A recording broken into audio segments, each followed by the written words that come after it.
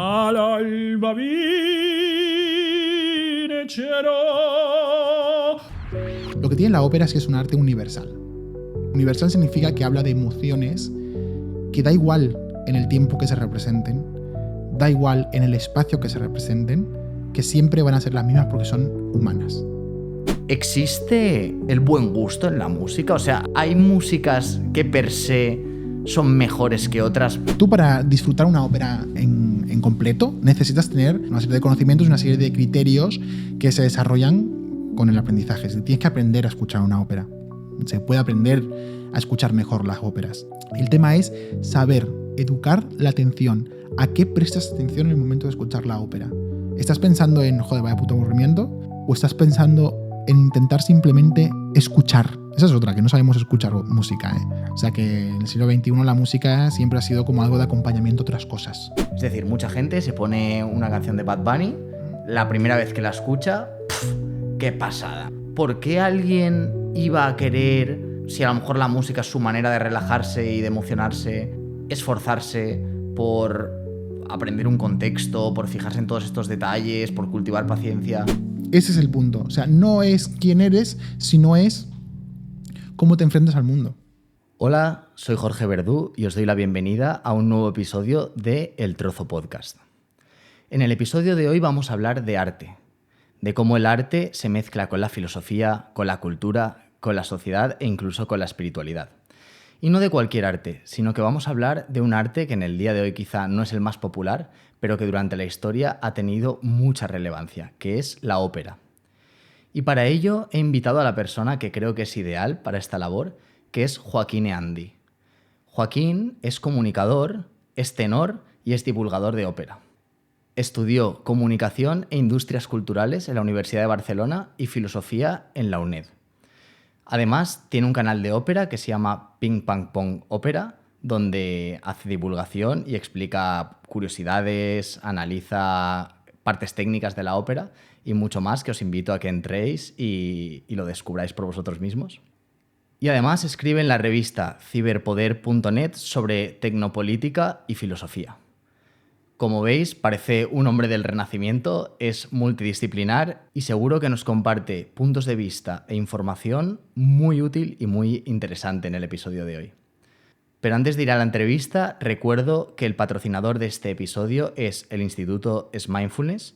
Además, tengo la suerte de estar haciendo un curso de Mindfulness para reducción de estrés, MBSR, allí, de 8 semanas y presencial, y que me está sirviendo para darme cuenta de muchos patrones y sobre todo para poder crear un espacio cuando tengo determinados comportamientos entre la acción que tomo y lo que sucede. Es decir, para ser más consciente de todo lo que pasa por dentro, ¿no?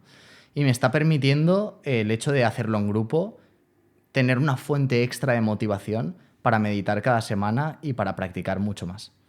Así que os animo a que entréis en su página web, dejo un link en la descripción y sobre todo que echéis un ojo a los retiros que tienen para este verano, porque un retiro al final es la oportunidad ideal para practicar cosas, profundizar en la meditación y en el mindfulness y cuando vuelves a tu día a día, reconectar desde otro lugar. Así que os invito a que entréis a echar un ojo. Y una última cosa, antes de pasar a la entrevista. Tengo una newsletter sobre salud donde voy publicando cada semana, además de los podcasts, información extra y consejos sobre salud, basándome principalmente en la evidencia científica que va saliendo. Siempre pongo las referencias bibliográficas y si no queréis perderos todos los consejos que doy, podéis entrar en el link de la descripción y suscribiros a la newsletter. Prometo no enviar spam, solo información útil. Y ya sin más dilación, vamos a la entrevista. Hola Joaquín. Hola, ¿qué tal? ¿Cómo estás? Muy bien. Gracias por recibirme hoy aquí en tu casa. Ha sido magnífico. Además, he de decir que mientras estaba poniendo las cámaras y todo, Joaquín me estaba deleitando con su preciosa voz. Bueno, no exageremos. Sí. No exagero. Y el tema de hoy yo creo que es bastante interesante porque, como bien decía en la introducción, la ópera parece ahora un arte un poco olvidado, que se ha quedado en segundo plano, al menos en los ambientes en los que quizá me muevo yo, o en la gente de nuestra edad.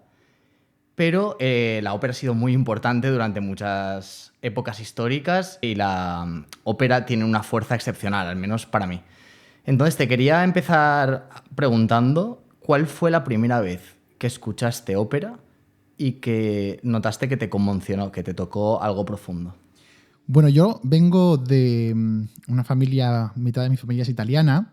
Mi abuelo escuchaba mucha ópera o mucho lírico, por decirlo así, pues escuchaba mucha canzonetta italiana, muchas canzones italianas del sur de Italia, napolitanas, sicilianas. Entonces yo me crié con el "Oh sole mio, stai fronte a te" y con todas estas canciones dentro de mi imaginario cultural. Entonces tengo un bonito recuerdo. Además, mi abuelo era, cuando yo era pequeño, mi mejor amigo. Entonces, bueno, mi mejor amigo. Pasaba mucho tiempo con él, quiero decir. Me crió también en mayor parte, así que me crié con esto, ¿no? Ya cuando más de adolescente comencé a relacionarme con la ópera, yo me acuerdo, y eso lo explico en un vídeo que tengo en mi canal, en Pim Pam Pong Ópera, que con el colegio fuimos aquí en Cataluña a ver al Petit Liceu la Petita Flauta Mágica, ¿no? Dentro de iniciativas culturales que promueven el liceu con los colegios. La flauta mágica, Wolfgang Amadeus Mozart, y claro, yo me obsesioné. Me obsesioné con la Reina de la Noche, con la coloratura de la soprano, el aria que todo el mundo conoce. Bueno, pues obsesionado, escuchándola en bucle una y otra vez y una y otra vez. Y me encantó la historia. Yo no podía creer que esa gente cantara de esa forma. Me vi la ópera entera y me decepcioné mucho cuando fui allí, claro. La ópera duraba media hora porque estaba adaptada para los niños, ¿no? Entonces yo iba ya como un hooligan de la ópera en ese sentido. Y luego ya, también que siempre he tenido mucha relación con los musicales. Los musicales es una deriva del siglo XXI, siglo XX de lo que la ópera fue en el siglo XVIII, ¿no? Una transformación. Digamos, es la evolución natural de la ópera contemporánea, por decirlo así. Y pues bueno, un poco comparten elementos. Y ahí fue cuando yo me sentí conmocionado por la música. Ya hay una predisposición por una cuestión genética, por decirlo así, por una cuestión cultural. Desde pequeñito ya estoy metido dentro de, de la música italiana, de este dinamismo y de este tipo de contenido musical o experiencia estética. Y ya en la adolescencia me doy cuenta que hay algo que me llama, ¿no? Que me seduce, que como las sirenas, ¿no? A Ulises, como que ese canto me genera como un acercamiento y en lugar de encontrarme con dos arpías, lo que me encuentro es con algo que me hace sentir. ¿Y en qué momento es el que piensas, esto me gusta, pero más allá que un hobby, más allá de solo me gusta escuchar ópera, sino que decides cantar tú y hacerlo parte de tu vida profesional? Bueno, yo creo que la ópera es una de las de los pocos géneros artísticos, o de las pocas artes por sí mismas, que son capaces de generar una experiencia estética y una conmoción tan grande, ¿no? Porque la ópera lleva las emociones al extremo. Al final la ópera viene de la tragedia griega. O sea, no deja de ser esa catarsis aristotélica, ese despliegue absoluto de emociones que uno tiene apagadas, que tiene neutralizadas o que tiene escondidas. En la ópera surgen con una artificialidad extremas y lleva todo al límite, ¿no? El amor, lo trágico, lo dramático. Entonces, inevitablemente te toca. Si tú eres capaz de suspender el juicio, entrar dentro de esa dinámica, te toca, te emociona. Entonces, yo que soy una persona bastante pasional, ahí me siento conmovido y me siento... Y no solo como digamos, receptor, ¿no? Sino también me doy cuenta que, oye, se puede crear ese efecto, ¿no? Se puede compartir. Y yo venía estudiando canto, como mucha gente estudia canto. Yo de adolescente iba a la Escuela de Música Municipal de Abrera y cantaba canciones de Shakira, cantaba canciones, bueno, pues pop, ¿no? Que me gustaba a mí en ese momento. Y en un momento escucho un musical que se llama Musical, que a pesar de ser musical está muy relacionado con el canto lírico, porque todas las canciones tienen un toque, un lirismo propio, ¿no? del canto lírico, que se llama Les Miserables, Los Miserables de Víctor Hugo, en este caso de Sondheim, creo que es el musical. Y escucho el musical y claro, me quedo obsesionado con las canciones, run, run, run, run, y comienzo a cantarlas. Y comienzo a cantar canciones de ese musical y veo que puedo, digamos así, imitar el sonido que estoy escuchando, ¿no? Que puedo replicarlo. De hecho, quiero decirte, Tomatis, uno de los teóricos que dicen que que solo uno puede cantar lo que escucha, ¿no? O sea, que aprendemos en base a la imitación y solo somos capaces de reproducir si somos capaces de escuchar muy bien. Entonces, yo creo que supe escuchar o entendí muy bien Los Miserables y pude reproducirlo de una forma natural, y ahí comencé a cantar de esa forma. Y mi profesora de lírico en ese momento, Tania, la quiero mucho, me enseñó a llevar esa imitación a un lugar, digamos, saludable para mi voz y a darle un poco de forma técnica. Y ahí fue cuando comenzó todo. Y una vez ya dejé la escuela de música, pues ya pasé a cantar y a dedicarme a cantar como tenor, con una educación un poco más preparada para ello. ¿Y dirías que el haber estudiado filosofía a posteriori te ha hecho ver, sentir o vivir la ópera de manera distinta? Yo diría que no, o sea, aunque no hubiese estudiado filosofía nunca, hubiese disfrutado de la ópera de la misma manera, con la misma intensidad. Lo que aporta la filosofía es que te da muchos recursos para pensar el mundo en general, y la ópera también, ¿no?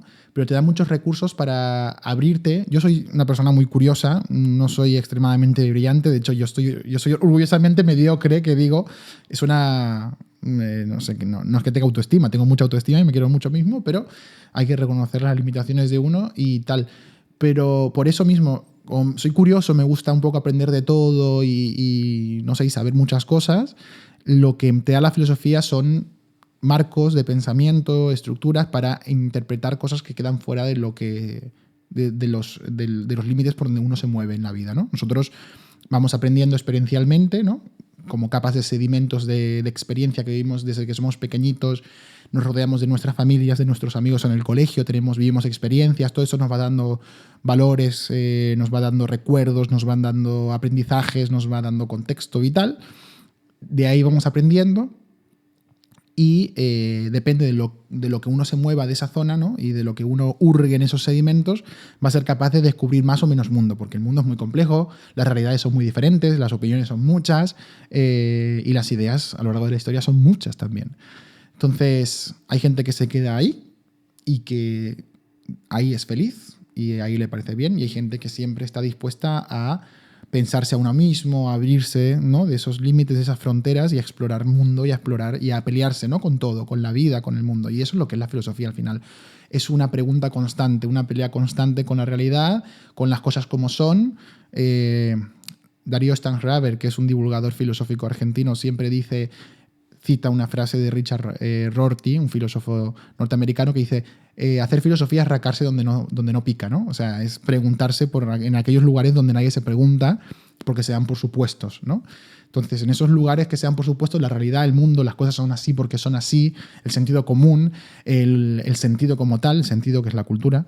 Entonces, ahí rascar y buscar. Entonces, te da elementos para entender todo el mundo de una manera distinta a la filosofía, y dentro de la categoría todo el mundo entra la ópera también, ¿no? Y la ópera como género artístico o como arte en sí misma, que puede verse como las dos cosas, la filosofía lo que hace es darle una profundidad. Pero hay muchos filósofos que hablan de ópera a lo largo de la historia de la filosofía, ¿no? Está Schopenhauer, está Nietzsche, ¿no? Esta rama de filósofos, en este caso ya románticos, y luego la rama más nihilista. Pero la ópera, desde los griegos, que no había ópera, pero sí que había tragedia griega y había ciertas formas estéticas parecidas a lo que viene siendo la ópera. De hecho, la ópera nace o imita eso. Imitar está mal dicho. Reproduce, repliega, recupera. Hablan de esto, ¿no? Y no sé, me he perdido un poco en mis propios pensamientos ahora mismo, pero sí. O sea, no creo que la filosofía me haga disfrutar más de la ópera, pero sí que me da unas herramientas, unos recursos para entenderla mejor y entender la complejidad y lo complejo que es como elemento estético y artístico. Entiendo. Quería empezar, digamos, ya a entrar de fondo en el tema de la ópera, y lo que me gustaría en la entrevista es como entrar desde varios lugares, ¿no? Desde varias perspectivas. Y una de ellas, que es con la que voy a empezar, es la de la salud, la del cuerpo, porque mucha audiencia de este podcast está interesada en la salud. Entonces, la primera pregunta así de este bloque que tenía era: ¿ser cantante de ópera es una forma de practicar un deporte de élite, ¿no? Porque requiere estar en forma, requiere tener muy buena técnica vocal, como mezcla muchas disciplinas artísticas. ¿Podrías explicar un poco cómo te preparas de cuerpo, mente, voz y todo lo que implica para cantar ópera? Claro, el canto lírico, la ópera, requiere de una disciplina muy fuerte y muy grande en lo que viene siendo el entrenamiento vocal. Es decir, cantar y la técnica vocal es la misma para todos los tipos de géneros. La base, ¿no? De la técnica me refiero, pues la respiración, el control del aire, los resonadores, todo esto pues se lo va a enseñar tanto un profesor de pop como un profesor de pop o una profesora de lírico, ¿no? Es un poco lo mismo. Ahora bien, la ópera, primero que una ópera como mínimo te dura 1 hora y media, 2 horas, 3 horas sobre el escenario, no siempre, pero la gran mayor parte, un tenor, una soprano, un barítono, un contralto, lo que sea, cantando sobre el escenario. Eso requiere que tengas sin micrófonos, que es también importante. Y aunque los hubiera, pero lo que requiere es que tengas una capacidad de emitir un sonido potente, constante, sin agotarte. Entonces, es como comparar jugar un partido de fútbol o a nivel profesional o a nivel amateur, digamos. Digamos que un partido de fútbol a nivel profesional, por poner comparaciones así un poco estúpidas que luego ya me cancelarán por ahí, es un concierto de, yo qué sé, de Taylor Swift, ¿vale? Ahora bien, una ópera es como correr una maratón. Entonces sí que requiere mucha preparación para que cuando tú vayas a correr esa maratón tengas el aguante y lo puedes hacer de la mejor manera posible sin lastimarte, ¿no? Porque ahí también hay un factor. Entonces sí, está el filósofo Merleau-Ponty, un filósofo existencialista francés, que de ahí sacó esta expresión, ¿no? El violinista toca el violín, que es un instrumento, por lo tanto el violinista tiene un violín, pero yo no tengo una voz, yo soy mi voz, o sea, mi voz está dentro de mí, ¿no? No soy una voz, soy mi voz. Eso quiere decir que en el canto lírico, en el canto en general, hay una parte corporal, intrínseca, emocional y consciente. Y eso quiere decir que un cantante de ópera no toca un instrumento, no aprende técnicamente a tocar unas cuerdas o a tocar unas teclas, sino que lo que tiene que aprender es a escucharse a sí mismo, a interpretarse a sí mismo, a autopercibirse a sí mismo, a cuidarse en relación con el mundo, porque al final cantar es una forma de comunicarse. Entonces, tienes que interpretar cómo tú estás, descubrir toda tu fisionomía, tus emociones, tus sensaciones, para crear un sonido bonito y transmitirlo al público. No solo un sonido bonito, sino un sonido que se adapte y que siga los preceptos de lo que está escrito en la partitura, ¿no? Porque la ópera también es bastante estricta con, al final es respetar lo que escribió el compositor y cómo te dirige un director, una directora de orquesta. Entonces, ser capaz de transmitir con un sonido bonito aquello que está escrito en el papel. Pues es complejo, sí. Hay que prepararse muy bien, hay que hidratarse muy bien. Los cantantes de ópera están estamos todo el día bebiendo agua. Los que se dedican profesionalmente, digamos, que tienen una carrera y que cantan sobre escenarios grandes, pues todo el día cuidándose con la hidratación, intentando no estar bajo aires acondicionados, llevan bufanda en verano o tienen cuidado de las alergias. Cualquier cosa puede afectar a la calidad vocal y al final uno acaba obsesionándose. Luego también hay problemas con eso, ¿no? Con las obsesiones y todo, pero sí, requiere como un 24/7 de estar preparados. El cuerpo entiendo que también tendrás, o sea, como el canto funciona en gran parte por el diafragma, tendrás que tener un cierto tono atlético, ¿no? Y estar relativamente en forma para aguantar bien. Sí, es verdad que hay un mito muy antiguo que es que los cantantes y las cantantes de ópera son gordos o gordas, ¿no? O sea, son gente gruesa que tiene pues mucho peso y tal. ¿Por qué? Porque hemos visto imágenes de Pavarotti, por ejemplo, que es el gran cantante de ópera del siglo XX, XXI, que pues el hombre estaba grandote, ¿no? O Montserrat Caballé o tal. Se suele asociar la figura de... yo también hay vídeos que tengo en el canal hablando de esto, ¿no? De la cantante de ópera como una mujer gorda cantando muy agudo y muy fuerte. No necesariamente. Se teoriza que ese pensamiento puede venir en la época de los castratis, del canto barroco. Acordemos la figura del castrati, ¿no? Varones que se les extirpa los testículos jóvenes para que no puedan generar testosterona y por tanto que les cambie la voz y que mantengan una voz pura y cuando sean adultos puedan cantar con una voz muy aguda, hombres, ¿no? Varones en este caso. Pues se ve que como consecuencia de esa operación tienen problemas, ¿cómo se dice esto? Metabólicos, entonces aumentan mucho el peso, ¿no? Y también viene un poco... Es una teoría, pero yo creo que bueno, coincide que muchos cantantes y cantantes de ópera hay de todo tipo, ¿no? Hay todos tipos de cuerpos, de fisionomías y tal, y coincide que hay algunos que son más grandotes que otros y que tal. Se dice también que los cantantes de óperas que son más grandotes es que tienen un cuerpo más grande y por tanto pueden retener mejor el sonido, tener más caja torácica y tal, no sé qué. Bueno, pues una cosa es tener grasa y otra cosa es tener... O sea, la caja torácica depende de la estructura ósea y de lo alto que seas y lo grande que sean tus huesos, no de la grasa que tengas en el cuerpo, no va relacionado. Entonces, hay muchos mitos respecto a esto. La respuesta es, sí hay que tener buena forma física, porque cantar requiere también moverse, no solo cantar, tienes que moverte en el escenario, tienes que actuar.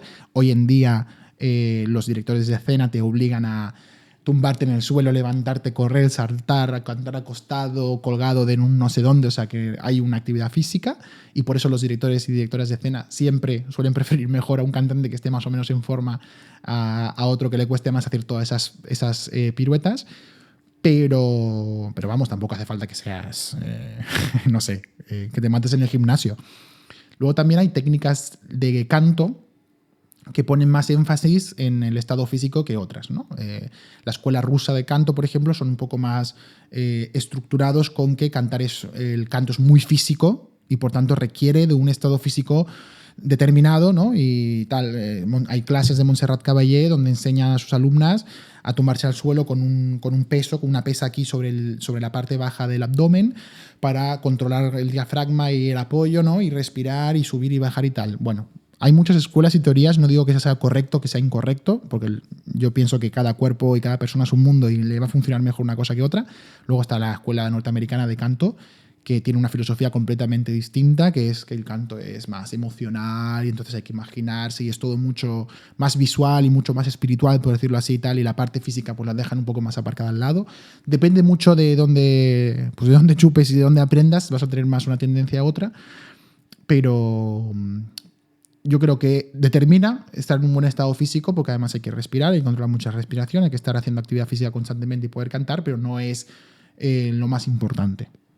Y un cantante profesional de ópera, más o menos, o sea, la vocalización, entiendo que es hacer ejercicios solo de voz específicos, es una parte de su entrenamiento. ¿Cuántas horas puede hacer de entrenamiento vocal a la semana? ¿Practica todos los días normalmente o cómo funciona? Sí. O sea, dedicarse a la ópera es dedicarse 8 horas a cantar. A ver, tampoco hay que pasarse, ¿no? Porque como todo, si te pasas, pues depende. O sea, cuando estás aprendiendo una ópera, lo primero que aprendes es la música, evidentemente. Tienes que memorizarte una letra, una poesía, ¿no? Que compone esa ópera. Tienes que aprenderte a cantar esa poesía de la mejor forma correcta, a buscar los sonidos correctos, a seguir lo que el director, la directora de la orquesta y en este caso de la ópera pues te dice y te guía, y también a interpretar cómo se está representando esa ópera en función a la dirección artística del momento, ¿no? Pues recordemos que en el siglo XXI pues, se hacen poquitas óperas, se siguen haciendo, pero se representan pocas, y que sobre todo se representan óperas de siglos pasados, ¿no? De la época belcantista del XVIII o de la época romántica o tal. Óperas del pasado, Puccini, Bellini, Rossini, Donizetti, bla, bla, bla. Vale, pues todas esas óperas, ¿qué cambian? O sea, no siempre se representa la misma ópera, no. Pues hoy en día la tendencia es que los directores artísticos son los protagonistas de esas óperas y, a pesar de respetar lo que el compositor escribe y tal, modifican los libretos, no tanto la letra, sino el contexto, y actualizan esas óperas para que ocurran en contextos diferentes, ¿no? Y les dan un toque diferente artístico.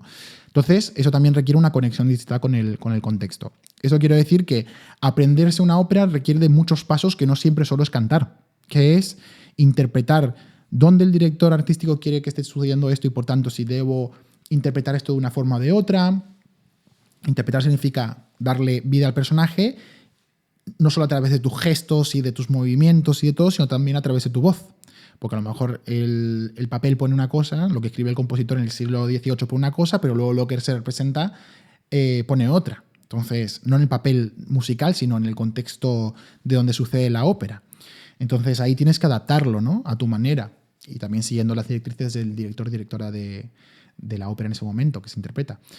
Se canta mucho, se calienta mucho la voz, se requiere estar todo el rato, digamos, atento a los cambios fisiológicos, porque como decimos, ¿no? No tengo un violín, sino que la voz soy yo. Eso quiere decir que uno se va haciendo viejo, uno se va resfriando, uno va teniendo desengaños amorosos, peleas con los familiares, días más buenos, días más malos, duros mejor, y todo eso influye. La técnica lo que tiene que ser es suficientemente sólida para, a pesar de todos esos inconvenientes, ser capaz de representar una ópera, de cantar una ópera con toda la seguridad y el control de tu cuerpo, ¿no? Es decir, sobreponerse a todas esas cosas que nos pasan en la vida y poder controlar el cuerpo y controlar la fisonomía de la manera correcta para cantar mejor. De hecho, te quería decir, hay Johann Sonnenberg, un teórico, que dice que los cantantes en general, los cantantes de ópera en particular, con el paso del tiempo, con el entrenamiento, acaban desarrollando lo que se llama, bueno, lo que viene siendo como una adaptación fisiológica del cuerpo, ¿no? Él lo llama concretamente formante del cantante. Es decir, para cantar ópera se necesita tener una postura correcta, que es un poco así como esa forma aristocrática, ¿no? de ir por la vida con el pecho fuera, ¿no? Abierto, con todo liberado y tal. Bueno, pues esa corrección postural acaba formando parte del día a día del cantante.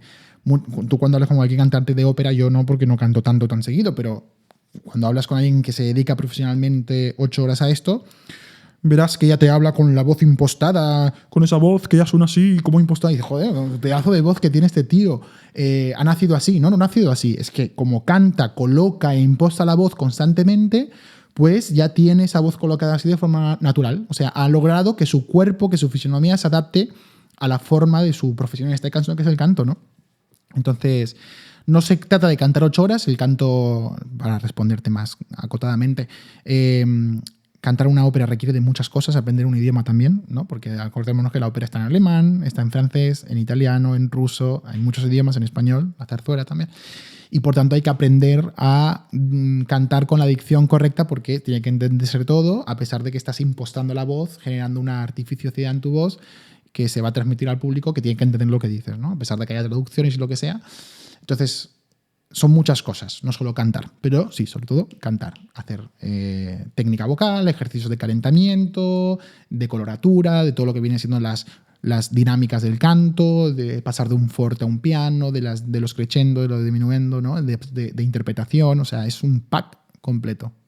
Y me imagino que si ya es complicado colocar la voz en ese lugar todo el rato teniendo la técnica pulida, toda la parte escénica de los movimientos que hace el personaje, ¿no?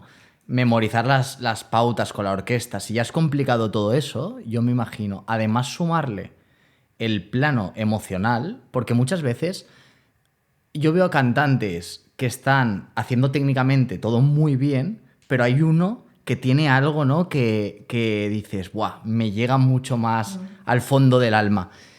Y normalmente yo creo que es que, bueno, se supone que en una ópera el personaje en determinado momento está viviendo una situación que tiene que llevar una emoción por dentro.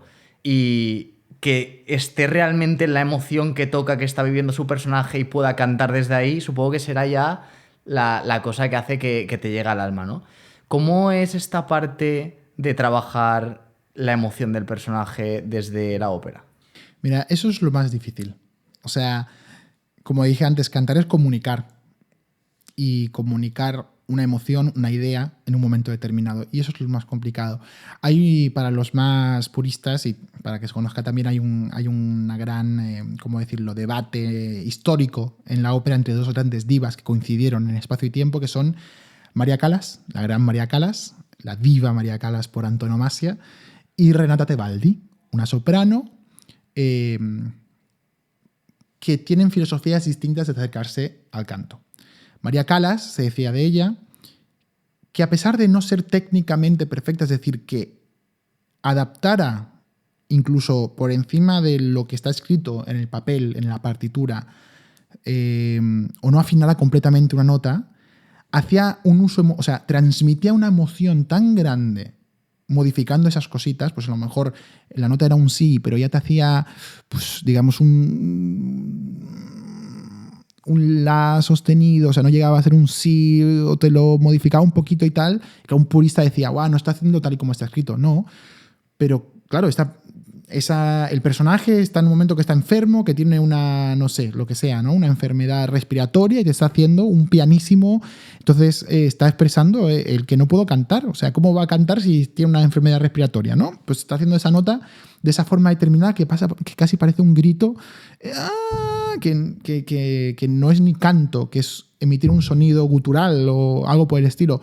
Pero tú estás en el público y te lo crees y te toca.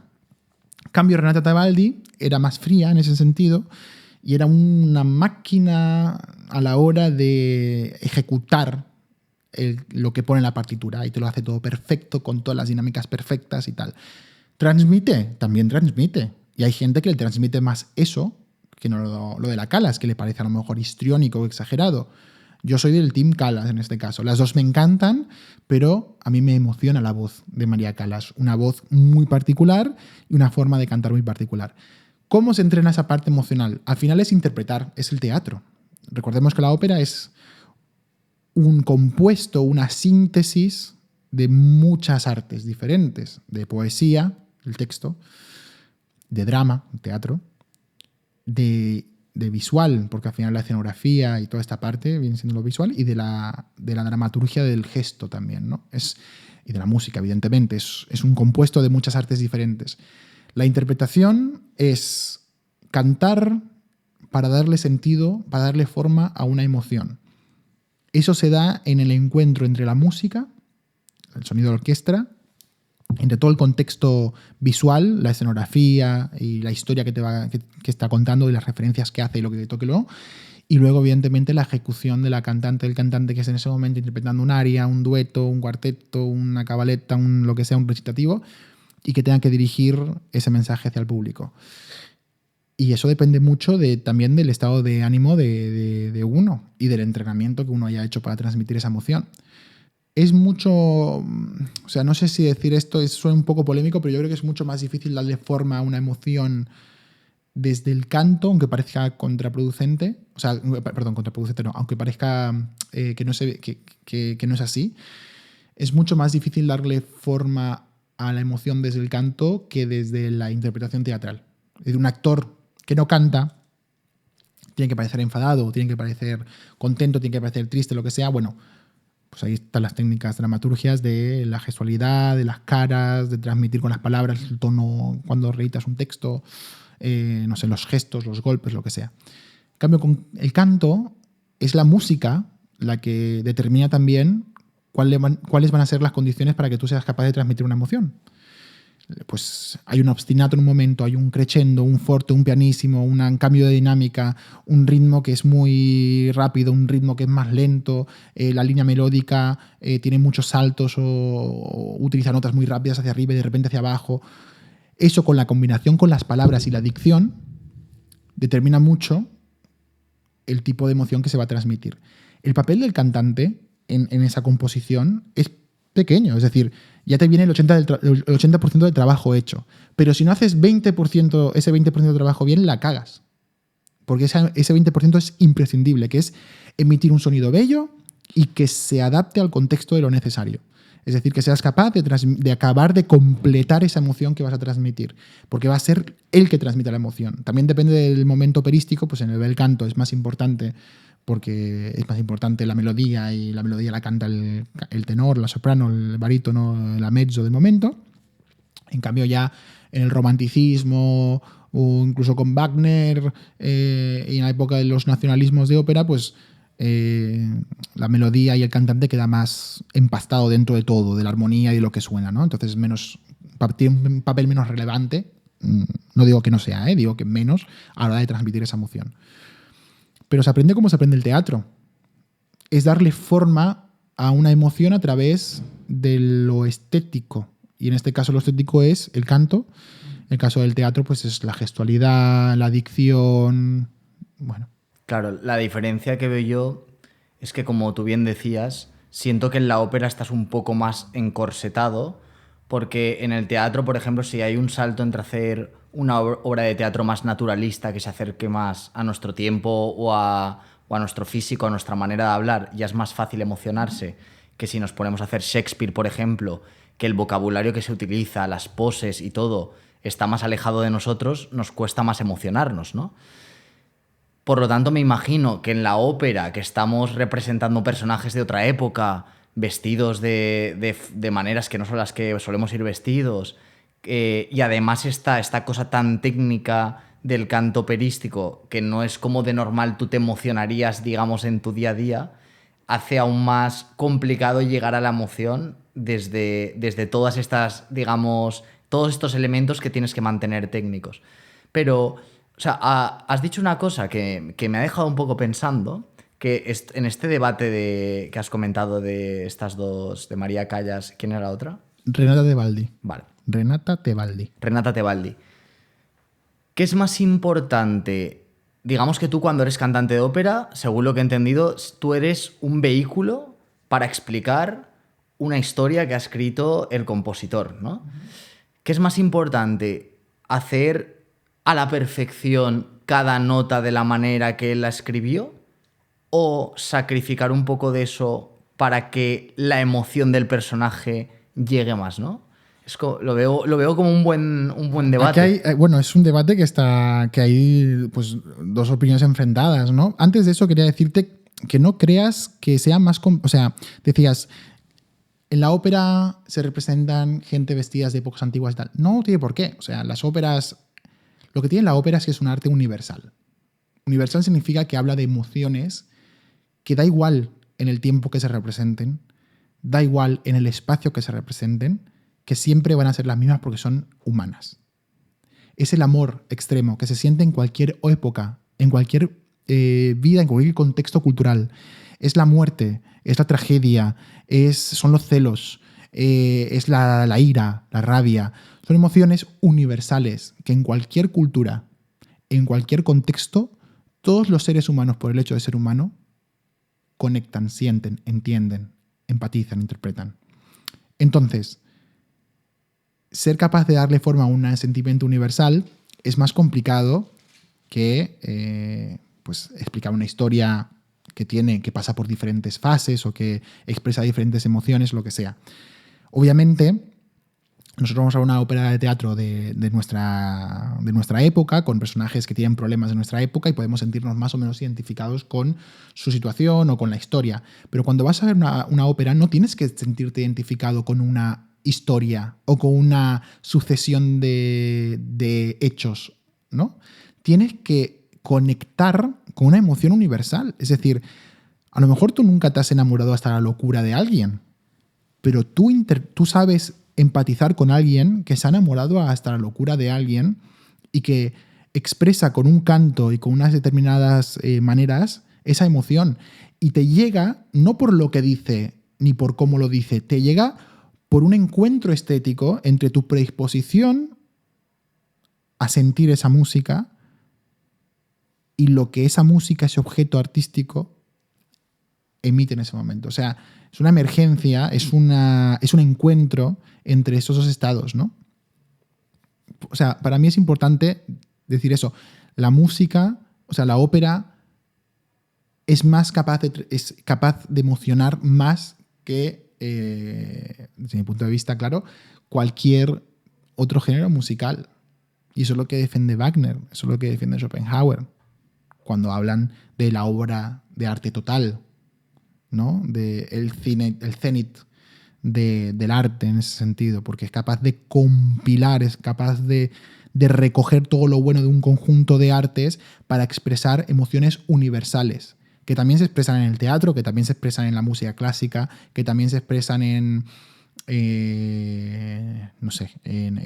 las pinturas, o sea, en el arte en el arte plástico, quería decir, pero que en la música se recoge en su conjunto. Luego, para responder lo que decías sobre qué es lo mejor, si seguir a rajatabla lo que pone la partitura o tal. O sea, yo siempre estoy a favor, y porque soy más progre en ese sentido, soy menos purista. O sea, yo respeto al compositor. Yo creo que el compositor ha escrito una obra y la ha regalado al mundo, y que luego el mundo la maltratará. Porque la ópera está viva, la ópera se interpreta. Cada función es única. O sea, la ópera no es siempre repetir lo mismo, lo que ha escrito un compositor. Porque entonces el Liceu no existiría, o sea, los teatros de ópera no existirían. ¿Por qué el Liceu en la temporada, yo qué sé, ahora no lo digo no digo que sea así, me lo invento, programa, bueno, en este caso sí que es así, el Elisir d'Amore de Donizetti, y hace 3 años programó el Elisir d'Amore de Donizetti, dirá, hombre, la gente que fue hace 3 años a verla no irá a verla ahora, ¿no? Pero eso no es una película que se repita y se repita y se repita. Walter Benjamin, Pérdida de Laura. No. Es una representación que cada función, o sea, cada día que se va a representar el Elisir d'Amore de Donizetti, cantado por los mismos cantantes, interpretado por los mismos músicos, dirigido por el mismo director de orquesta, cada día esa representación va a ser distinta. Pues porque un día entrará el sonido un poco más tarde, o el cantante se moverá diferente, o pasarán cosas distintas. Entonces, no es lo mismo que se lleva interpretando hace siglos. Y además, que lo que te decía, ¿no? Como se reproducen, o sea, el director de escena ya trae esa ópera a la contemporaneidad, y en lugar de pasar en el siglo X, en este lugar, en un campesinado y tal, pasa pues a lo mejor en la Cerdaña francesa en el año 2022, y vista los personajes de contemporáneos y tal, pues también es otra obra, no es lo mismo, ¿no? El contexto es diferente, la ópera es diferente. Y luego hay otro factor, que la ópera es un fenómeno ritual. Es decir, uno va a la ópera no a escuchar una música, va a la ópera a que el tiempo se detenga y abrirse a sentir en un momento de pausa de la continuidad de la vida, ¿no? Un montón de emociones y a percibir un montón de sensaciones y muy intensas, muy fuertes, muy pasionales. Y eso tiene que ver también con lo ritual, ¿no? Ir a un teatro de ópera, sentarse, ver esa representación que sigue unos tiempos, que sigue una estructura generalmente, que se enseña de una determinada manera, con los músicos, con lo ceremonioso también de que entre el director de orquesta, se le aplauda, pedir un bis, no sé, es como una ceremonia, es como un ritual que tiene que ver también con lo místico, si se quiere, con lo religioso, si se quiere, con lo más antropológico, ¿no? Del ser humano. Entonces, ese factor también es determinante para interpretar en este debate, que a veces no es tan importante cumplir a rajatabla lo que el compositor tiene en el papel, sino entender que en el momento en que tú vas a la ópera vas a vivir una experiencia única en ese momento, el tiempo se va a detener, y en función de tu estado de ánimo, de tu predisposición, del contexto que en ese momento sea la ópera y de cómo se sucedan las cosas ahí, vas a vivir mejor o peor, vas a entender mejor o peor lo que estás viendo, ¿no? Yo soy el equipo que piensa que siempre es mejor sacrificar la partitura en pro de dar un plus de emoción, de transmitir mejor. Esto que me preguntas me da pie a que te pregunte una cosa, porque a ti te gusta mucho la filosofía del gusto, ¿no? Es algo que has explorado mucho. Y ahora mismo... No sé si existe la filosofía del gusto. No sé, esto me dijiste tú. ¿Cómo es el nombre formal? No, sí está bien. Sería algo así como filosofía del gusto. No hablo del gusto de la lengua, del gusto de lo que nos gusta, ¿no? Y me interesaba mucho esta parte que decías del ritual, ¿no? Y de que gran parte de lo que ocurra en ti cuando vas a ver una ópera es qué significa para ti ir a la ópera y qué haces, ¿no? Cuando vas a la ópera y cómo estás de abierto. Y esto de abrirse, yo claro, por mi formación de interpretación entiendo que es porque cuando dices voy a relajarme, voy a abrir todos los poros de mi piel a que las emociones puedan penetrar, lo que ocurre en ti es muy distinto que, por ejemplo, si vas a un lugar diciendo esto es un rollo. Probablemente, por muy buen trabajo que haga todo el equipo, si tú vas a un lugar diciendo esto va a ser un aburrimiento y un rollo, no te emociones mucho, la verdad. Entonces, ¿por qué decía esto? La filosofía del gusto, ¿no? Tú describes ir a la ópera como algo catártico, como un mar de emociones intensas, pero habrá gente que piense, Yo he ido a la ópera y me he aburrido como una ostra, ¿no? ¿Existe el gusto, el buen gusto en la música? O sea, ¿hay músicas que per se son mejores que otras, tienen más belleza?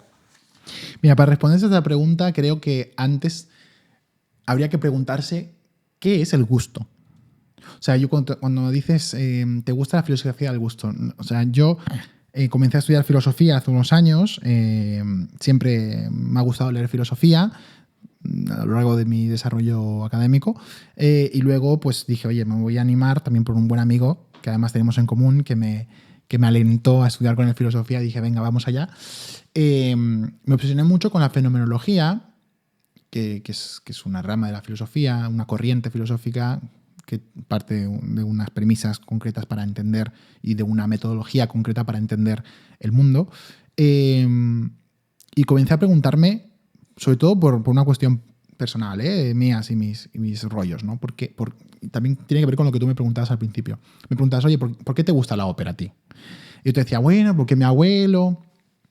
Entonces una vez fui al liceu de pequeño, entonces me emocioné porque me obsesioné con la ópera, con no sé qué. Bueno, eso es una explicación psicologista, es decir, en función de mi experiencia vital he desarrollado un gusto, que es el gusto por la ópera. Pero yo me hacía la pregunta que es, independientemente del desarrollo vital, ¿por qué nos gustan de forma absoluta, por decirlo así, las cosas que nos gustan? ¿Qué determina nuestro sentido del gusto? ¿Es posible que cambiemos a través de la consciente voluntad, es decir, de la intencionalidad, lo que nos gusta? Si a mí me gusta una cosa, ¿puedo hacer que me deje de gustar de forma absoluta? ¿O si a mí no me gusta una cosa, ¿puedo hacer que me guste? La respuesta fácil es, oye, esto es una paja mental, sí, porque si tú haces esto, lo haces lo otro, tal, si repites mucho, tal. Bueno, pues un poco preguntándome, haciéndome esas preguntas, yo he ido viendo muchos filósofos y te he traído un pequeño recopilatorio de lo que dicen algunos filósofos sobre esto y me he ido peleando con ellos. O sea, he ido un poco dialogando con ellos muy rápidamente. Ya iba a decir, iba... Lleva mucho tiempo, ¿no? Y no, iba a decir que estoy un poco asustado porque vosotros no lo veis, los que estáis escuchando, pero Joaquín me ha venido aquí con 10 páginas todas marcadas, llenas de apuntes, y cuando me dice esto, cogiendo los apuntes, mi cerebro está empezando a echar humo, pero me encanta. ¿Sabes qué pasa? Quiero que mi cerebro eche humo. Y el de todos ellos y ellas también. No, llevo apuntes porque llevo mucho tiempo pensando en esto y tengo una paja mental de hablar con, o sea, de escribir mucho y de documentarme mucho, y ya ves que me enrollo, y cuando me preguntas por esto, pues yo no podría acabar. Entonces, como no quiero que esto se haga largo y quiero ir un poco al punto, al grano, me he preparado un poco una estructura para... Tampoco tengo un discurso profundo formado al respecto, ¿no? Entonces, quería prepararme un poco para venir y no dar la chapa aquí, que la gente se deje de escuchar esto, e ir un poco al punto, aunque sea muy superficialmente, poder explicar lo que quiero decir. Tenemos a Kant. Tú me decías al principio de la grabación que habías empezado a leer a Kant hace poco o a recuperar lecturas de Kant. Pues mira, tenemos a Kant que de forma muy simplificada, por eso voy al grano, acaba diciendo que el gusto es algo subjetivo e inmutable. O sea, que el juicio estético es desinteresado, viene a decir Kant. De forma muy simple, ¿eh? Es desinteresado. Eso quiere decir que no te gusta, o no, que algo te gusta o algo no te gusta, que no depende de tu interés, que depende de que te guste o no. O sea, Kant diría que tú no puedes hacer nada para cambiar lo que te gusta. O que no deberías hacer nada para cambiar lo que te gusta. Bueno, no me gustaría decir lo que Kant diría porque es meterse en un debate profundo. Porque pero, además, como te escuche, vendrá aquí a... Se me aparecerá por la noche y me tirará de los pies. No, pero de forma muy simplificada acaba de decir... Sí, o sea, que no depende de tu interés que algo te guste o no. Que algo o te gusta o no te gusta y ya está. Es de forma muy simplificada esto, ¿eh? Hay matices, por favor. Estoy explicándolo rápido, que nadie se me enfade. Luego en los comentarios tendrás ahí, este no tiene ni idea, a quién va. Mejor, así se hace más viral. No, y tienen razón. No tienen ni idea, porque yo no vengo aquí a sentar cátedra de nada. Vengo a hablar de lo que yo he aprendido y que puedo estar equivocado, evidentemente. Pero es mi aprendizaje. Luego tenemos a Hume. Que Hume acaba diciendo que el gusto se educa mediante la exposición repetida, ¿no? Entonces tú, si no te gusta la ópera, pero vas mucho a la ópera y te expones mucho a la ópera, acabas desarrollando una sensibilidad refinada y, por tanto, acabas teniendo suficiente práctica para apreciar lo que los jueces ideales, es decir, lo que el juicio ideal, lo que debería ser tu criterio estético, perdón, que le he dado al micrófono, aprecia, ¿no? Entonces, acaba diciendo Hume que si tú, como te caes en el esto es como Asterix y Obelix, ¿no? Te caes dentro del marmitaco, te caes dentro de la poción mágica, te sumerges absolutamente y acabas saliendo con que te gusta la ópera. Yo no creo que eso sea así. Yo creo que eso, además, crea más traumas que gusto, ¿no? Por las cosas. Sí, porque en el colegio muchas veces... Perdón que te interrumpa. No, por favor. Que me acaba de aparecer. En el colegio muchas veces, por ejemplo, te obligan a leer cierto tipo de literatura y no por repetirlo más. O sea, que no digo que no tenga parte de razón, pero no solo repitiendo algo acaba gustándote. Muchas veces generas aversión. Claro, es así. Luego tenemos a... Bueno, no quiero meterme ahora en cabeza de 11 varas, pero aquí nos metemos también con temas más espinosos y que hay que reivindicar. Yo además, como formo parte del colectivo LGTB, ¿no? Las terapias de conversión. El gusto, estamos hablando ahora del gusto como estético, ¿no? O sea, el gusto del arte, ¿no? Pero es que el gusto sobrepasa a lo estético. Cuando hablamos de que nos gusta los chicos o nos gustan las chicas, también nos gustan cosas. O sea, cosas. Son personas, pero nos gustan determinadas apariencias físicas también, ¿no? Y eso tiene que ver con la estética. Entonces, cuando tú dices, no, a mí me gustan los chicos que son altos, o que son bajos, o que son deportistas, o que son más mayores, o que son más jóvenes, o que tienen determinadas características físicas, lo que sea. ¿Por qué te gusta eso y tal, no? Al final estás haciendo un listado de apariencias físicas. Hay unos señores que, como Hume, dicen que si te sometes a una terapia de conversión, o sea, exponerte a una terapia violenta en la que te dicen que lo que te gusta está mal y que te tiene que gustar otra cosa, te va a gustar otra cosa. Pues yo tampoco me lo creo. Creo que eso va contra la ciencia y que eso es una forma de tortura, ¿no? Pues no digo que Hume sea partidario de las terapias de conversión, digo que el pensamiento de Hume justifica un poco este pensamiento también, lamentablemente, que tenemos por parte de algunos elementos inhumanos por aquí en el siglo XXI, y que creo que tiene que ver con eso. Me estoy yendo por los cerros de Úbeda, perdone, pero era una forma de trasladarlo también a cosas más... Sí, a cosas no tan abstractas, claro, quizá como el arte. Yo creo que es positivo mencionarlo, sí. Luego tenemos a Bourdieu, ¿no? Que habla del capital cultural y que viene diciendo que el gusto es principalmente un elemento de distinción de clase. Y cuando a uno le dice que le gusta la ópera, lo que está diciendo básicamente es que quiere exhibir, o lo que está haciendo es exhibir su capital cultural, ¿no? Yo soy de clase alta. Y no le falta razón, yo creo que tiene razón también en esta parte del uso social del gusto, ¿no? El gusto también tiene un uso social, pero no solamente, digamos, no solamente la experiencia estética es un mecanismo social, tiene algo más. Para mí existe una dimensión fenomenológica auténtica en el encuentro estético entre el sujeto y el objeto, que trasciende lo que viene siendo funciones de distinción social, funciones de clase. Luego tenemos Adorno, ¿no? El famoso crítico Theodor Adorno, que viene a decirnos que existe la música auténtica y la música, no diría que inauténtica, eso es un término más heideggeriano, sino de entretenimiento, ¿no? La música auténtica es aquella que sobrevive, o digamos que se resiste a la cosificación, a la comodificación, es decir, a volverse a una estructura de masas, ¿no? Acabarse reproduciendo como para el gusto de las masas. Y luego tenemos la música de entretenimiento, que lo que hace es confirmar expectativas, es decir, entrar dentro de esas dinámicas que lo que hacen es contentar al mayor número de gente, para el gusto de populacho.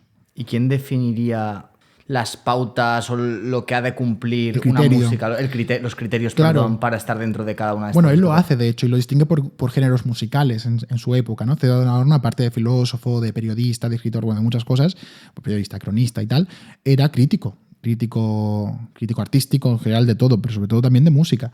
Y tiene mucha filosofía de estética y mucha filosofía hablando sobre música. Pero yo creo que también es una forma muy encorsetada y muy rígida de clasificar los géneros musicales o de clasificar el gusto como tal. No creo que haya música auténtica y música inauténtica. Como que los objetos son absolutos en sí mismos y por sus características, como dices tú, ¿no? Por una serie de criterios que ahora mismo no sé cuáles son, esto es más auténtico porque sobreviene a las características del capitalismo y de la masificación de no sé qué, no sé cuántos para el gusto de las masas y lo otro no. No sé, yo creo que es un poco más complejo que eso. No digo que Theodor Adorno no sea complejo, él es muy complejo y, insisto, estoy clasificando muchísimo las ideas de esos autores y la estoy pervertiendo de alguna manera porque la estoy utilizando interesadamente para ir a donde quiero ir, que es lo que te voy a decir. Y ya paso al último porque si no me lío. Tenemos a Gadamer, ¿vale? Gadamer habla de que la tradición es condición necesaria para comprender artísticamente la experiencia, ¿no? Estética. Es decir, que necesitamos estar insertados dentro de una tradición cultural determinada y que en función de la tradición cultural en la que estemos podremos distinguir las obras que tienen más o menos valor, por decirlo así. O podemos interpretar las obras con más o menos valor, por ser un poco más preciso. Pero para mí eso se vuelve un poco conservador, ¿no? Porque entonces todas las obras de teatro que rompen con la tradición no tienen valor, ¿acaso? ¿No? Aquellas que son transformadoras, esa música más contemporánea o esas formas más contemporáneas de deshacer o de construir, ¿no? Las bases con las que hemos construido la forma de hacer música, la forma de hacer teatro, la forma de hacer incluso ópera, no son igual de válidas o incluso igual de interesantes y de chocantes. Bueno, esa es la pregunta. Al final, todo se reduce a dos grandes bloques de pensamientos, dos grandes ideas, ¿no? La idea clásica de la academia, de que existe un gusto subjetivo y criterios objetivos para distinguir lo que es gustable o no. Es decir, todo depende de ti. Aquí da igual, todo es relativo. Mundo de Yuppie. No puedes decir que una obra de teatro, que una ópera, que una música sea buena o mala porque depende de cada uno y para gustos los colores, el famoso tal. Bueno, yo no creo que sea todo así, pero tampoco creo que dependa absolutamente del objeto, es decir, que hayan criterios absolutamente objetivos para determinar que una obra sea buena o mala. Hay una parte de los dos, ¿no? O sea, una obra de teatro tiene iluminación, escena, interpretación, dirección, realización, tiene muchos componentes que tú puedes valorarlos en función de una serie de criterios objetivos, pues una buena iluminación que cumple con una intención artística, no sé qué, que siempre puedes justificar, pero que al final hay cuestiones técnicas que te ayudarán a valorar si eso está mejor o peor conseguido, por decirlo así, ¿no? Pero luego hay un factor que en función del sujeto que está viendo esa obra de teatro, pues pueda interpretar que está mejor o peor, o que le ha llegado más o menos el mensaje, o que le ha tocado más la historia o menos, o que la forma en que han transmitido las ideas les ha parecido más o menos interesantes. Y en función de ese encuentro, ¿no? De esa intersubjetividad también que existe en el fenómeno artístico, se constituye el gusto, ¿no? O sea, el gusto no es algo que se tiene, no es una propiedad. El gusto es algo que pasa, o sea, es algo que está y no es permanente, no es una propiedad ni del objeto ni del sujeto, sino que se da en el encuentro entre el objeto y el sujeto. Y eso también rompe con la última idea, que es la idea romántica de pensar que la experiencia estética es algo que nos sucede. Nosotros somos receptores de una belleza que emana de las obras, ¿no? Las obras nos conmueven y nosotros simplemente recibimos eso, ¿no? Y no tenemos ningún papel más que ser víctimas al final, porque te conviertes en una víctima de la primera impresión. Porque luego cuando lo vuelves a ver, eres incapaz de cambiar, ¿no? de relación con la obra. Yo creo que no. Yo creo que somos co-creadores activos de ese fenómeno. Entonces, todo esto, todas estas peleas, o sea, todas estas ideas sobre el gusto, a mí me llevan a pensar en que el gusto no es algo que tengo, sino algo que me pasa, ¿vale? O sea, no es que a mí me gusten, volvamos al ejemplo que decía antes, los chicos más altos, más bajos, más rubios, más morenos, más adultos, más jóvenes, más no sé qué, no sé cuántos. No. El gusto no es algo que tengo, no es una lista de preferencias. El gusto es algo que me pasa constantemente. En el caso de artísticamente, me pasa, o sea, en el mundo artístico, en el mundo estético, en relación con lo que se me está dando en la obra. Si el gusto es algo que me pasa, quiere decir que él nunca es estático, que está constantemente en movimiento, es decir, que es dinámico y que se mueve a través del tiempo, no depende de factores condicionantes, y también depende de tu intencionalidad, porque tienes un factor activo, y que por tanto nosotros con nuestra voluntad consciente somos capaces de reentrenar la atención para fijarnos en elementos que no nos fijaríamos antes por falta de recursos de atención o lo que sea, que puede hacer que nos acerquemos a ese fenómeno artístico de una manera diferente. ¿Me estás siguiendo? Sí, o sea, creo que sí. O sea, por ejemplo, te puedo poner un ejemplo a ver si esto último sería... Voy a recolocarme de mientras, porque la postura de mi pierna, ¿ya llevamos cuánto? ¿1 hora? Una horita más o menos. Bueno, sí. Pues venga. O sea, yo, por ejemplo, recuerdo cuando empecé a escuchar a Silvio Rodríguez, que empezaba también a tocar la guitarra, que algunas canciones de Silvio Rodríguez, de primeras, tampoco me gustaban mucho. Claro. Pero como me parecía interesante lo que hacía con la guitarra para yo aprenderlo y mejorar mi técnica, decidí pues estudiar algunas canciones. Y me di cuenta que después de estudiar lo que él hacía con la guitarra, que se podía considerar quizá más complejo que otros géneros musicales, al poder ser capaz de entender digamos, la armonía que utilizaba, la dificultad o las combinaciones que no eran tan comunes en ciertos patrones de música aún más popular, de repente, como cuando volví a esas canciones, me gustaban mucho más. O sea, me daba cuenta de que después de haberme entrenado, entre comillas, después de haber comprendido, de tener más información, de valorar mejor lo que había detrás de la canción, yo disfrutaba mucho más de sus canciones. E incluso las podía escuchar muchas veces y no me cansaba porque estaban estos elementos inesperados, quizá, que me hacían disfrutarla mucho.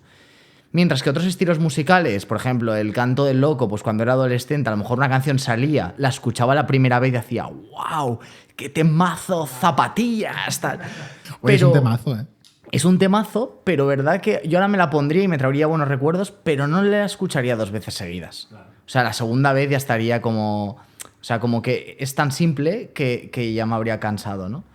Y entonces esto sería un poco a lo que te referías con entrenarte para percibir más elementos o entrenar tu sensibilidad para ser capaz de darte cuenta de más elementos que hay ahí.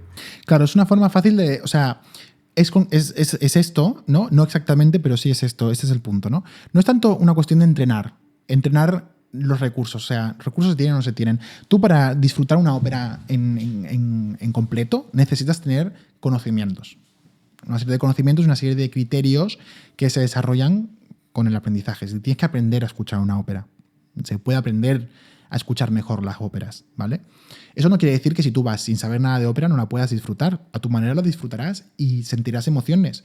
Pero para vivir esa experiencia completa, como decía, como es un proceso ritual, los rituales tienen pasos, los rituales tienen estructuras, repeticiones, que requieren también de ciertas características tuyas como sujeto. Pues requieren de una cierta paciencia. La ópera es lenta, se cocina a fuego lento, es intensa, requiere de una suspensión de la credibilidad, depende de una suspensión del juicio en determinados momentos para porque claro, la ópera es artificiosa, pero es buscadamente artificiosa. La ópera no busca ser natural. A la que ves a cantantes que cantan con una voz que dices, esa no es la voz natural, la voz natural es esta, ¿por qué cantan? ¿Por qué ponen esa voz así? Porque suena como engolado, ¿no? Pues están cantando así porque la ópera nace en un momento en el que no hay escenarios y que tienes que escuchar mucha gente y tienen que impostar la voz y cantan de esa manera, y esa es la forma que se acabó del canto. Es artificiosa. Entonces, ¿quiere decir que tú tienes que aprender un montón de cosas? No. Quiere decir que tú tienes que ser capaz de reenfocar la atención. Si la ópera no te conmueve, que puede ser, y es lícito, significa quizás que te estás fijando o estás predispuesto a fijarte en cosas que no son las que tienes que fijarte. No que tienes que por obligación, sino que quizás es invítate a ti mismo a reenfocar tu atención en otros elementos, a entenderlos, ¿no? A comprenderlos. Comprender y entender son verbos diferentes. ¿Cómo cuáles? O sea, por ejemplo, si yo quisiera... O sea, si a mí no me gusta la ópera o no me transmite nada y quisiera, pongamos que por un interés genuino digo, bueno, pues sí que me gustaría que la ópera me gustaría que me gustara. No, poder disfrutarla. No, pero me gustaría poder disfrutarla, ¿no? Porque al final cuantos más géneros musicales o artes o disciplinas puedes disfrutar, considero que tienes más posibilidades de disfrutar y conmoverte en la vida, ¿no? Entonces, ¿en qué tendría que poner atención que quizá no estoy poniéndola? Pues mira, como decía, la ópera es un conjunto de géneros, ¿no? De tipos de artes. Pero sobre todo, hay gente que le entra más a la historia. ¿Por qué el compositor compuso esa ópera? Biografía del compositor. El compositor tiene esta no sé qué, está motivado en esta obra, en este libro. Este libro explica la historia X de X personajes. Entonces ahí vas a encontrar un sentido, es como un gran puzzle, ¿no? Ah, vale, esta aria, o sea, esta parte de esta canción, por decirlo así, la aria no es una canción, pero imaginemos que es una canción. Esta aria, esta canción que canta este personaje en este momento determinado, está escrito de esta forma, ¿no? De una forma pausada, con un ritmo pausado. ¿Por qué? O sea, la ópera también requiere de preguntarse un trabajo, porque es compleja. ¿Por qué? Ah, claro, porque me está explicando esta emoción, una emoción que es pausada, una emoción que es triste, una historia, en un momento de la historia que requiere ese ritmo lento. Ah, por eso la cadencia de las notas es tan lenta. Ah, por eso está cantando tan agudo, tan grave. Ah, por eso cuando dice la palabra subir, porque está hablando de subir, de repente sube el volumen de la voz o sube el tono en el que está cantando. Ah, todo esto tiene un sentido. Claro que tiene un sentido. La gracia es que tú no seas capaz de entenderlo y cuando lo escuches automáticamente, ¿no? Por esas engañifas, cuando diga subir, sube el tono y tú automáticamente entiendas subir el tono a subir y por tanto subas con la canción y estés dentro del mood del cantante de ese momento, ¿no? Pero si lo sabes, además, identificas esos símbolos, les das un sentido y pasa a ser ya una experiencia mucho más completa. No solo en esta... Está hablando de estos símbolos, ¿no? Interpretación, descubrir la biografía, la historia, las intenciones. Luego también está en seguir la línea melódica, en ser capaz de ver cómo la voz y el sonido de la orquesta empastan en un conjunto musical que todo junto te transmite una emoción concreta, ¿no? En el bel canto tenemos esos acompañamientos orquestrales que son como purararirora, purararirora, muy fáciles, ¿no? Casi rítmicos, y luego el cantante le mete ahí la línea melódica, ¿no? Casta diva, purararirora, pura, y luego sale la cantante casta diva, lo que sea, ¿no? Vale, ahí vemos un acompañamiento muy sencillo con una voz que es la que mueve la música. Pero luego tenemos otro tipo de géneros que crean unas armonías, que crean unos sonidos, que tienen que disfrutarse en conjunto, ¿no? Wagner es... la música va por un lado, la voz va por otro, pero en un momento se empastan, se encuentran y explotan. Tenemos el famoso Liebestod, la muerte de Isolda, en Tristán y Isolda, que es el cenit. O sea, yo cada vez que la escucho se me ponen los pelos de punta. Yo antes no sabía escuchar a Wagner. O sea, escuchaba mucho ruido, escuchaba demasiada cosa. Pero a base de entender y a base de, a veces también, y respetar la obra de arte. O sea, una vez la entiendes, y respetar no significa insultar ni nada, significa perder el respeto, perderle el miedo. Escucharla sin ningún tipo de contexto, aunque tengas todo el contexto. Una vez tienes todo el contexto, cuando la escuchas sin contexto la disfrutas el doble. Ese es mi punto, ¿no? El tema es saber educar la atención. ¿A qué prestas atención en el momento de escuchar la ópera? ¿Estás pensando en, joder, vaya puto aburrimiento? ¿O esto es mucho ruido? ¿O estás pensando en intentar simplemente escuchar? Esa es otra, que no sabemos escuchar música, ¿eh? O sea que en el siglo XXI la música siempre ha sido como algo de acompañamiento a otras cosas, ¿no? A algo que vemos, un videoclip, o a algo que nos ponemos de fondo, tal. Muy poca gente escucha música en el sentido de sentarse a escuchar música, no hacer nada más. Sentarte en un sofá, ponerte un álbum con unos y escuchártelo el tirón prestando atención 100% a la música. Es verdad que el movimiento de modernitos de los LPs ¿no? y todas estas cosas, pues ahora ha vuelto a poner un poco en el tintero el disfrute de la música como arte, como ese arte que se tiene que escuchar y se tiene tal, ¿no? Pero cuesta. Pero aquí me llama mucho la atención una cosa, ¿vale? Por lo que he entendido, tenemos ciertas formas de arte que tú inicialmente, sin ningún conocimiento previo, sin tener que poner ningún interés a tu atención, sin leer nada antes, sin nada, a la mayoría de gente le funcionan.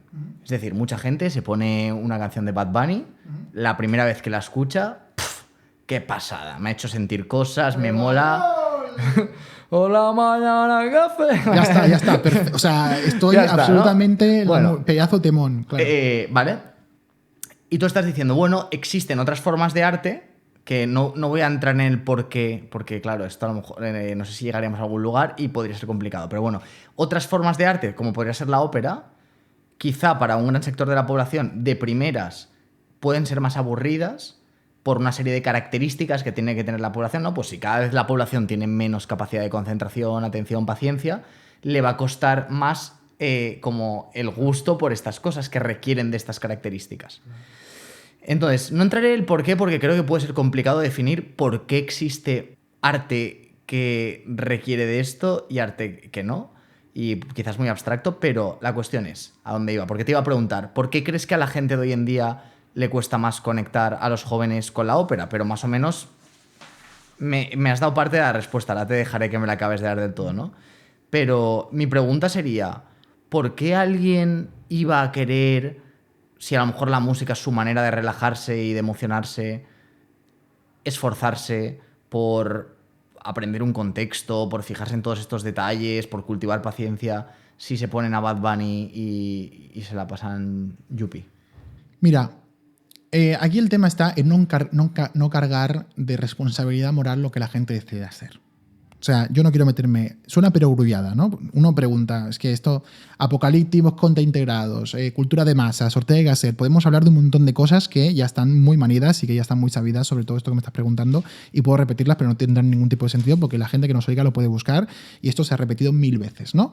Existe la cultura de masas, la alta cultura, distinciones que se pueden debatir si qué es cada cosa, si una cosa es más popular y más anticapitalista que otra cosa. Bueno, existen 1000 visiones y tal, y no quiero entrar en ese porqué que tú dices, porque no tiene ningún sentido, estaremos aquí hablando 3 horas y no quiero. Ahora bien, lo que quiero decir, y tampoco me parece que quede claro mal, que una persona disfrute con Bad Bunny o que disfrute con lo que quiera. Al final, la música es música, armonía, melodía, ritmo, textura. Esto es la música. En mayor o menor grado estos elementos componen lo que viene siendo una canción, un tipo de música concreto que es una canción, ¿no? Fenómeno que es la música.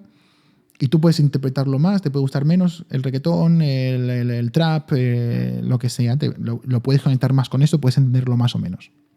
No te vuelve ni más tonto ni más listo. Ahora bien, dicho esto, es decir, que no hay ningún tipo de moralidad en que te gusten más unas cosas o otras. No está mejor o peor, que no significa que seas mejor persona, peor persona, más vago, menos vago. Yo disfruto de todo tipo de género de músicas porque dependen del momento y depende de mi intención, ¿no? Y de mi predisposición.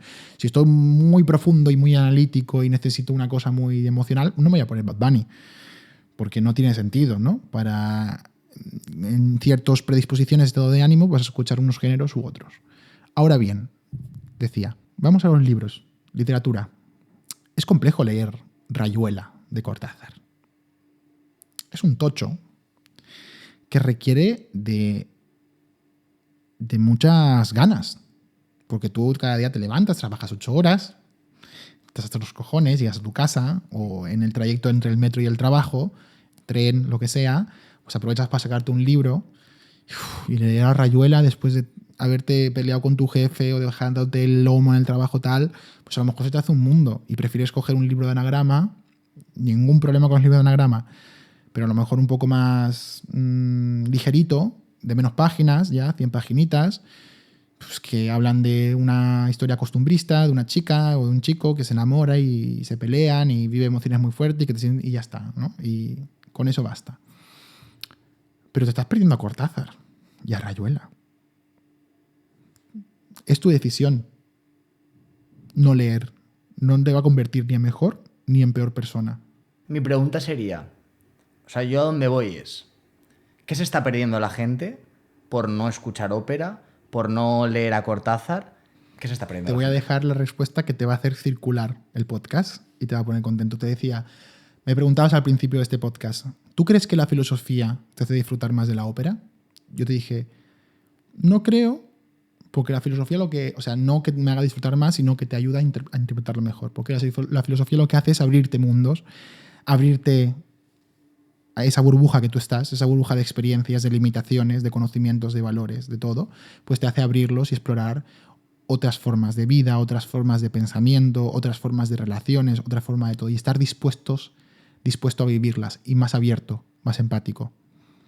Es lo mismo.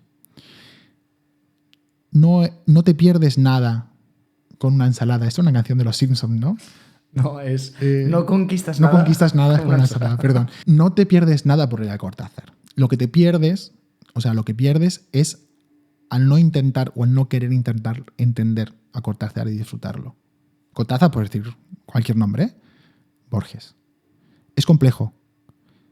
Aprender a apreciar la literatura compleja, la música compleja, es abrirte a esas nuevas experiencias, a ese nuevo mundo, a esas barreras y abrir tus limitaciones. Y te transforma en mejor persona, en el fondo. Tú dirás, bueno, entonces te pierdes ser mejor persona. No. Mejor persona me refiero a pues una persona que a lo mejor controla mejor sus emociones, o que identifica mejor cómo se siente, o que conecta más consigo mismo y es más subjetivo, o que aprende a ser un poco más paciente, en una época en la que todo es inmediato, ¿no? Gratitud inmediata, Bad Bunny, ¿no? Te meto ahí la estrofa y tú sabes que luego vendrá el estribillo. Y el estribillo es ese ritmo que te da la energía para bailar, y luego vendrá la estrofa y el estribillo y tienes la gratitud inmediata en tonalidades que sabemos que funcionan en la música pop, que son tonalidades alegres o tristes o tal. Entonces ya existe la fórmula para hacerte llorar, la fórmula para hacerte bailar y la fórmula para hacerte reír. Esas fórmulas se usan en mayor o menor medida también en la ópera, pero mucho más pausadamente. La gratificación viene más tarde, porque la estructura de la ópera tiene un recitativo, un aria, una cabaleta, un dueto. No toda la ópera es igual, pero me refiero en términos generales, ¿no?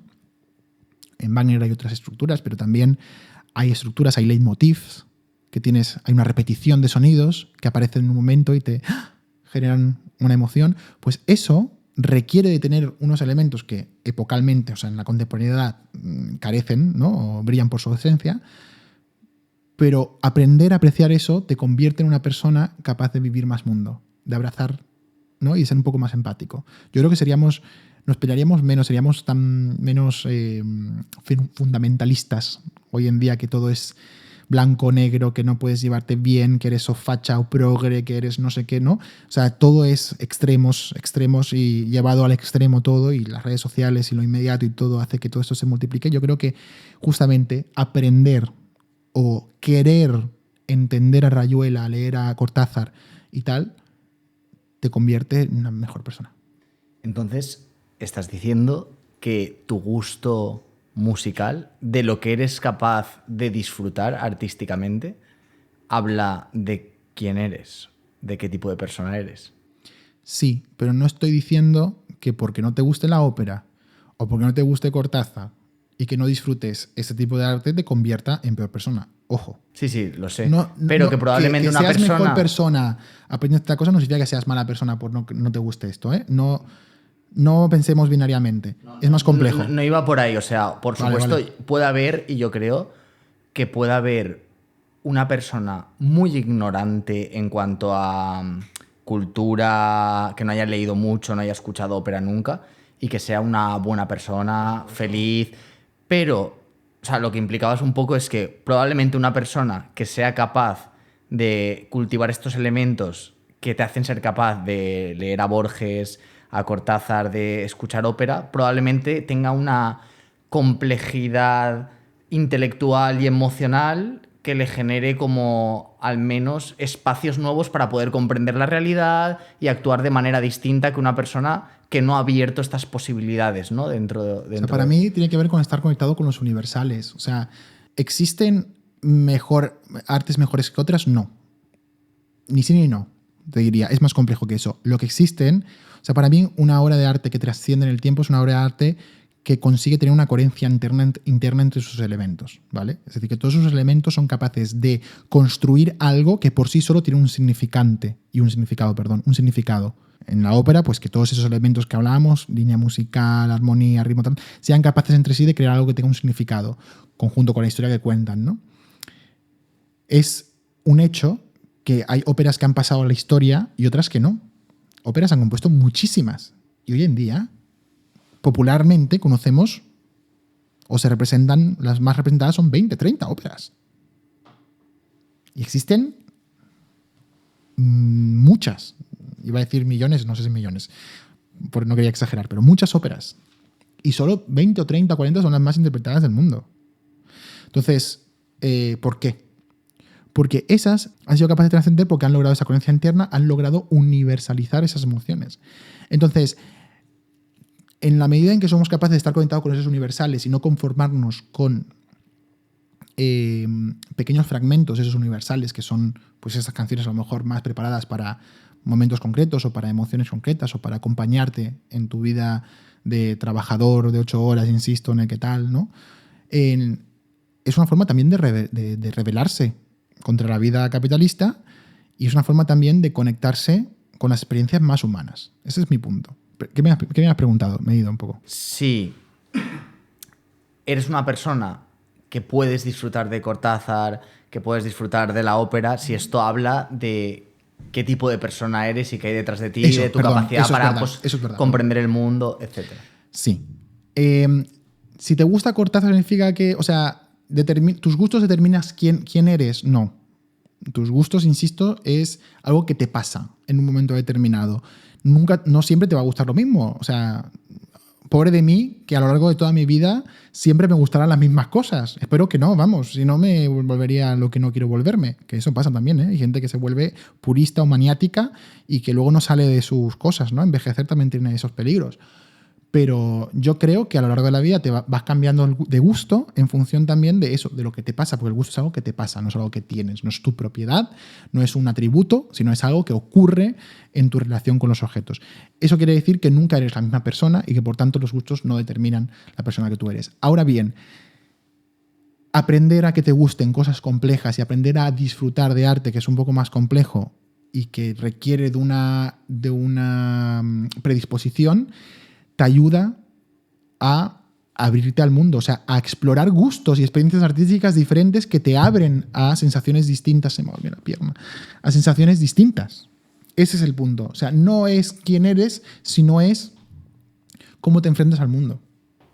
Sí, digamos que lo que podría hacer una persona es intentar, pues, cuando está en un momento que no puede hacer un esfuerzo, sino que quiere relajarse completamente, acceder a o sea, consumir un tipo de arte más accesible quizá, pero luego retarse de vez en cuando a explorar artes un poco más complejos para poder cultivar estos atributos de los que hablabas. Claro, mira, hay un tema que es, ahora con las inteligencias artificiales, muchos estudiantes están utilizando constantemente la IA para desarrollar ideas y para enfrentarse a la hoja en blanco, ¿no? La hoja en blanco es un gran problema. Hay gente que dice, bueno, eso está guay. Yo soy un poco agnóstico respecto a estas cosas, pero lo que digo es, el otro día leí una noticia en El País, creo que era, que decía que había una resistencia de jóvenes a no usar la IA porque tenían la sensación de que se volvían más vagos a la hora de pensar creativamente cómo romper esa hoja en blanco. Y es verdad que esto va a suceder. O sea, con el paso del tiempo, cuando utilicemos más esas herramientas en nuestro día a día, que ahora están accesibles para todo el mundo, vamos a volvernos un poco más vagos, creativamente hablando, y vamos a hacer menos esfuerzos. Y esto es así. No significa que nos volvamos tontos, ni... No quiero llevar la parodia, ¿eh? Quiero simplemente decir que a lo mejor nos va a costar un poco más arrancar enérgicamente y motivacionalmente a superar esa hoja en blanco. Pues es un poco lo mismo trasladado aquí. Con el paso del tiempo, con la masificación cultural y con la cultura, si masiva no quiero decir, o sea, estoy cuidando mucho mis palabras porque no quiero que me vengan los haters de eres un elitista. Para mí la ópera es popular, es un arte popular.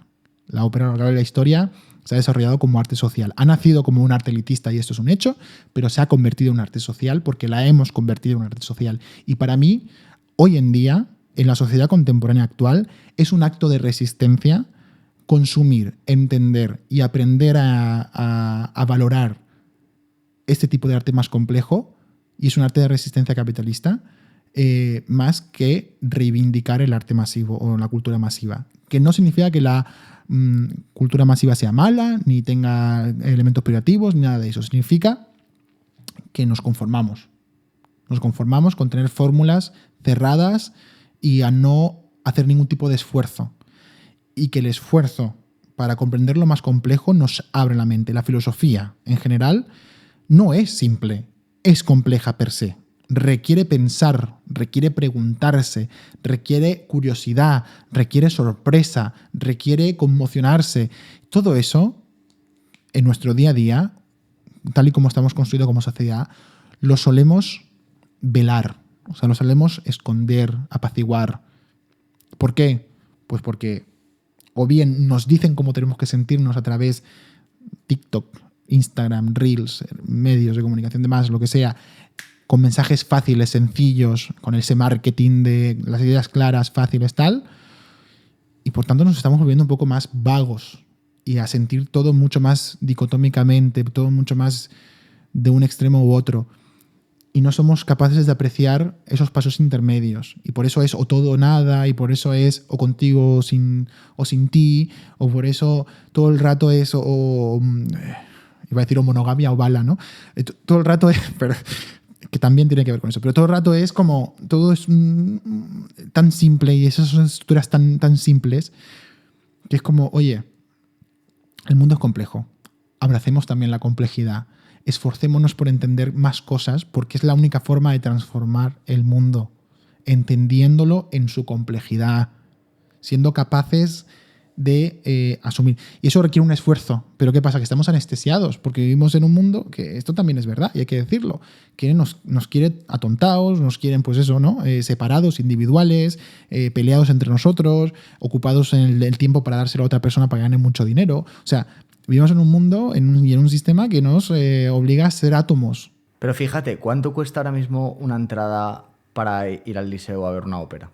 Mira, ahora mismo el Liceo tiene una promoción para menores de 35 años, ¿vale? Que somos muchos los menores de 35 años que vivimos en Barcelona y en Cataluña y en España, si alguien quiere venir desde España al Liceo de Barcelona, que si lo compra con 3 días de antelación, 72 horas son 3 días, ¿verdad? De antelación. ¿Como mínimo o lo tienes que comprar justo en ese momento? No, como mínimo 72 horas. Hay un porcentaje de entradas que ponen a la venta que valen 30 euros. Es dinero, pero me parece que para 30 euros en cualquier localidad, o sea, en el mejor sillón y en el peor, 30 euros. Pero me parece que por 30 euros, coger un sillón que si no lo compras con el descuento vale 240, pues vale la pena. ¿Por qué la ópera es cara? Porque tiene un cast de 17 cantantes, una orquesta de 45, de 20 a 40 o a 60 o a 70, depende de la función de tal, músicos, a un director, a iluministas, a productores, a regidores, a la gente que hace... O sea, son mucha gente participando en ese espectáculo. Mucha gente. Es más caro hacer arte complejo. Claro. Hombre, al menos ópera sí. Claro, el problema que veo de esto es que una persona... Esto que has dicho es una promoción, ¿no? Y está muy bien. De hecho, ahora que lo sé, intentaré buscar entradas. Pero una persona de 50 años ahora mismo tiene... que has dicho que vale 240 euros una butaca normal, sin promoción ni nada. A ver, si la compras también el mismo día en taquilla tienes el 50% de descuento, luego hay descuento a mayores de 65 años. Pongamos, aunque sean 100 euros, ¿vale? Claro, ahora la gente tiene la opción de pagar, no sé cuánto cuesta Netflix, pero 7 euros al mes por ver Netflix, o pagas 50 por ir, o 100 o 200 por ir un día a la ópera. Lo que te quiero decir es que esto de que no es algo elitista, no creo que vaya por aquí, pero sí que ahora mismo las barreras de entrada para decidir a la ópera ponen las cosas complejas, son altas. Es decir, alguien va a decidir eso, gastarse 100 euros por ir un día a la ópera en vez de pagar 7 euros y tener todo el mes Netflix, no tener que moverse de su sofá y consumir contenido que no le va a hacer esforzarse. Puedes pagar cada día 5 euros por comerte un menú del McDonald's o 10 euros, no sé cuánto vale. O bien ir al mercado, coger unas zanahorias riquitas que están recién salidas del campo, sin muchos conservantes ni colorantes. Comprar en el súper una buena garbanzos y proteína, ¿no? Y hacerte, no sé, una ensaladita de garbanzos con tomate también del huerto y tal, que a lo mejor sale un poquito más caro. Y más esfuerzo, probablemente. Y más esfuerzo, porque tienes que cocinarlo y tal. Pero a lo mejor lo disfrutas más después, porque dices, ostras, esto lo he hecho yo, lo disfrutas, he comido sano, estaba muy bueno. La hamburguesa la disfrutarás también seguramente porque es un frenesí de sabores, con salsas y con texturas y con cosas que te meten ahí y las patatas y todo y te sube el azúcar y te sientes tal, pero luego piensas, joder, estoy como, me revuelve un poco el estómago, estoy como pesado, no me ha dado energía, tengo más hambre. ¿Cómo sueles salir tú cuando has ido a la ópera y sales de ver una ópera que te ha conmocionado? Yo salgo extasiado. Ahora voy mucho con mi pareja, que lo estoy aficionando poco a poco a la ópera también, porque no es que sea muy aficionado, pero no es que escuche ópera en Spotify en su día a día. Pero el otro día, por ejemplo, yo tenía de fondo una lista de producción de sopranos porque estaba haciendo unas cosas y me gusta a veces tenerla así de fondo para hacer unas cosas. Y me decía, oye, ponla un poco más fuerte que la escucho yo también, ¿no? Y antes, me acuerdo cuando empezamos a salir, aborrecía a la soprano porque, claro, una señora que canta con esa voz tan aguda y tan estridente, que es lo que uno piensa cuando comienza a escuchar ópera, y dice, ¡ay! Cantan muy fuerte y muy agudo, ¿no? Perdón por la imitación esta con este tono, pero era como para hacer un poco ridículo. Pero luego cuando ya lo vas, ¿no?, apreciando un poco más, dices, ostras, pónmelo de fondo, ¿ves? Y no es por la exposición, sino es porque cuando vamos a la ópera yo le explico lo que vamos a ver, le explico el contexto, le explico la historia, le explico lo que va a hacer la cantante, quién es, no sé qué. Entonces ya tienen muchos más elementos para disfrutar de esos símbolos. Pues nada, animamos a todo el mundo a ir a la ópera cuando puedan. Y te iba a decir una cosa, Joaquín, para cerrar, solo si quieres, pero ¿cantarías algo? En plan, ¿De ópera? Sí, pero aunque sea así a capela, 20 segundos de algo. Al alba vincerò, vincerò.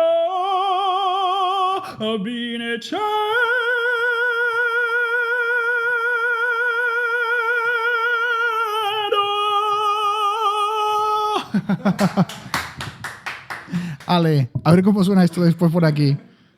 Ahí veo los picos. Ha sido un placer, Joaquín. Gracias por invitarme. Gracias a ti por venir, de verdad.